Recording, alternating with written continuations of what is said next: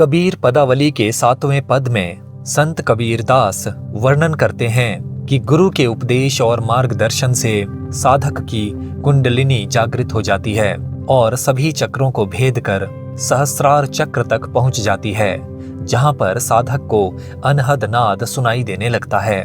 इस अवस्था में साधक सुख दुख और जन्म मृत्यु के बंधनों से मुक्त हो जाता है। कबीर कहते हैं, नर हरि सहजै ही जिनि जाना, गत फल फूल तत्तर पलव अंकुर बीज नसाना। नर हरि शब्द भगवान विष्णु के नृसिंह अवतार की ओर संकेत करता है। यहाँ पर कबीर ने नर हरि शब्द का प्रयोग परमात्मा के अर्थ में किया है। सहजै ही अर्थात बड़े ही स्वाभाविक रूप से, जिनि अर्थात जिसने या जिस व्यक्ति ने, जाना जान लिया है, महसूस कर लिया है या प्राप्त कर लिया है। गत अर्थात महत्वहीन या समाप्त, फल फूल अर्थात काम वासना रूपी फल फूल, तत् अर्थात वह, तर अर्थात तरु या जीवन रूपी पेड़, पलव अर्थात मोह या आसक्ति रूपी पत्ते, अंकुर अर्थात पुनर्जन्म की संभावना, बीज अर्थात मनोविकार रूपी बीज, जिनके कारण मनुष्य माया में फंस जाता है और जन्म तथा मृत्यु के बंधन में भी पड़ जाता है। नसाना अर्थात नष्ट हो जाते हैं। कबीर कहते हैं, नर हरि सहजै ही जिनि जाना। जिस मनुष्य या साधक ने स्वाभाविक रूप से ईश्वर को प्राप्त कर लिया है या ईश्वर के वास्तविक स्वरूप को जान लिया है, गत फल फूल तत्तर पलव, उसके जीवन रूपी पेड़ से काम वासना रूपी फल फूल, मोह और आसक्ति रूपी पत्ते नष्ट हो जाते हैं या महत्वहीन हो जाते हैं। अंकुर बीज नसाना, उसके पुनर्जन्म रूपी अंकुर और मनोविकार रूपी बीज भी नष्ट हो जाते हैं। सामान्य शब्दों में ईश्वर के वास्तविक रूप को जान लेने वाला साधक मनोविकारों, माया मोह, विषय वासनाओं, कर्मों और कर्म फल तथा जन्म और मृत्यु के बंधन से मुक्त हो जाता है। यहाँ पर जिनि जाना, फल फूल, तत्तर शब्दों में अनुप्रास अलंकार है। प्रगट प्रकाश ज्ञान गुरु गमित हैं, ब्रह्म अग्नि प्रजारी, ससिहर सूर दूर दुरंतर, लागी जोग जुगतारी। गुरु गमित हैं अर्थात गुरु के उपदेश या मार्गदर्शन से, ब्रह्म अग्नि अर्थात ईश्वर या ईश्वरीय ज्ञान रूपी आग, प्रजारी अर्थात प्रज्वलित हुई या जल उठी, ससी अर्थात चंद्र नाड़ी या इड़ा नाड़ी, हर अर्थात और, सूर अर्थात सूर्य नाड़ी या पिंगला नाड़ी, दूर दुरंतर अर्थात एक दूसरे से बहुत दूर दूर, जोग अर्थात जुड़ना, जुग अर्थात दोनों, तारी अर्थात ध्यान। प्रगट प्रकाश ज्ञान गुरु गमित हैं। कबीर कहते हैं कि गुरु के उपदेश से या गुरु के मार्गदर्शन से ज्ञान का उजाला प्रकट हो गया है या हर ओर फैल गया है। ब्रह्म अग्नि प्रजारी और ईश्वर या ईश्वरीय ज्ञान की आग भीतर जल उठी है। ससिहर सूर दूर दुरंतर, इड़ा और पिंगला नाड़ियां जो एक दूसरे से बहुत दूर दूर थीं, लागी जोग जुगतारी, ध्यान साधना के कारण दोनों की दूरी समाप्त हो गई है या दोनों नाड़ियां जुड़ गई हैं। यहाँ पर प्रगट प्रकाश ज्ञान गुरुगमी शब्दों में अनुप्रास अलंकार है, ब्रह्म अग्नि शब्दों में रूपक अलंकार है, सूर दूर शब्दों में पद मैत्री है, दूर दुरंतर और जोग जुग शब्दों में अनुप्रास अलंकार है। उलटे पवन चक्र शट बेधा, मेर दंड सर पूरा, गगन गर्ज मन सुन्नी समाना, बाजे अनहद तूरा। पवन अर्थात प्राण वायु या प्राण शक्ति, चक्र शट अर्थात मेरुदंड में विद्यमान 6 चक्र, जिनके नाम मूलाधार, स्वाधिष्ठान, मणिपुर, अनाहत, विशुद्ध और आज्ञा चक्र हैं। बेधा अर्थात भेद दिए या पार कर लिए, मेरदंड अर्थात मेरुदंड या रीढ़ की हड्डी, सरपूरा अर्थात कुंडलिनी शक्ति जिसकी आकृति सर्पिणी के समान मानी गई है। गगन गर्जी अर्थात आकाश में बादलों के गरजने का स्वर सुनाई दे रहा है। सुन्नी शब्द का प्रयोग कबीर के काव्य में अनेक अर्थों में हुआ है।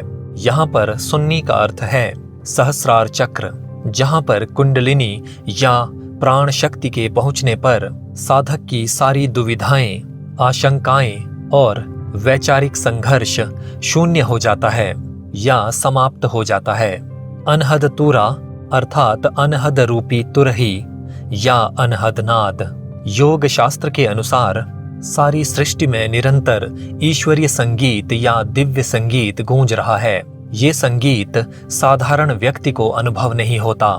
योग साधना के द्वारा जब साधक की कुंडलिनी या प्राण शक्ति मूलाधार चक्र से ऊपर उठकर सभी चक्रों को पार करती हुई सहस्रार चक्र तक जा पहुंचती है तो साधक को अनहद नाद सुनाई देने लगता है। आरंभिक अवस्था में साधक को बादलों का गरजना और समुद्र की लहरों का शोर सुनाई देता है। दूसरी अवस्था में साधक को शंख और घंटियों के बजने की आवाज सुनाई देने लगती है। तीसरी और अंतिम अवस्था में यानी साधना के और अधिक गहन हो जाने पर साधक को बांसुरी या वीणा से निकलने वाला मधुर संगीत सुनाई देने लगता है। इस अवस्था में साधक शरीर के भीतर और बाहर निरंतर गूंज रहे ईश्वरीय संगीत में डूब जाता है या उसके साथ एकाकार हो जाता है।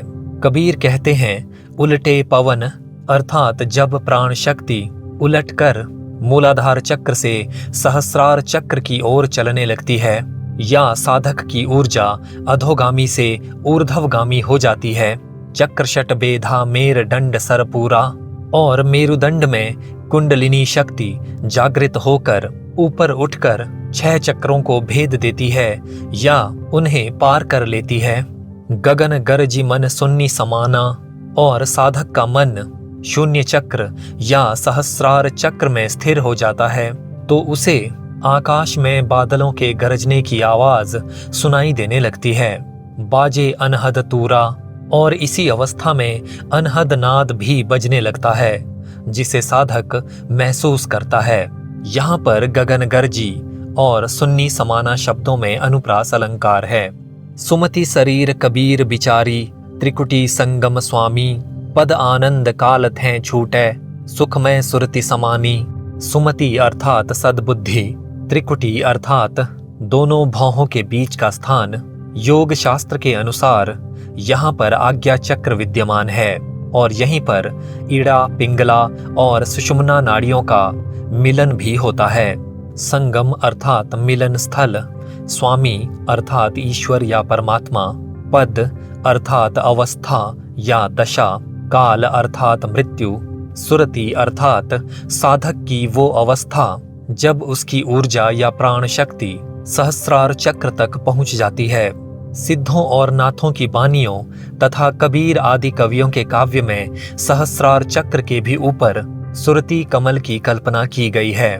सहस्रार चक्र तक ऊर्जा के पहुंचने के बाद समाधि टूटने पर साधक का मन सांसारिक विषय वासनाओं की ओर आकर्षित हो सकता है, लेकिन प्राण शक्ति के सुरति कमल तक पहुंचने के बाद साधक ईश्वरमय हो जाता है और उसके बाद सांसारिक आकर्षण उसे प्रभावित नहीं कर सकते।